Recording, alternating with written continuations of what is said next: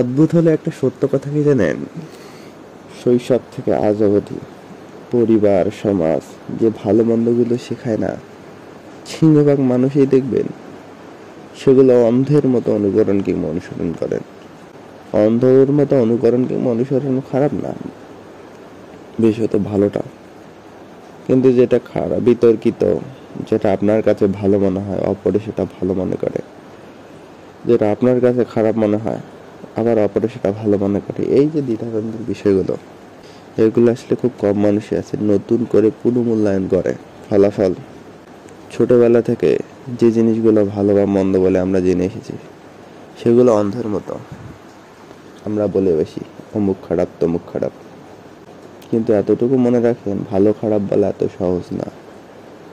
সাধারণ মানুষ হিসেবে হয়তো বলা সহজ, কিন্তু একটু সূক্ষ্ম বিচার বুদ্ধি সম্পন্ন হলে দেখবেন এত সহজ না।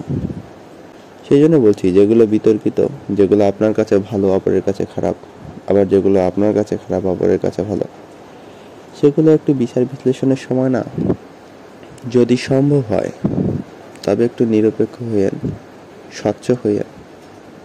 আশা করি অপরের কতটুকু উপকার করতে পারবেন জানি না, কিন্তু নিজেকে একটা ভালো অবস্থানে ভালো ব্যক্তিত্বে নিয়ে যেতে পারবেন।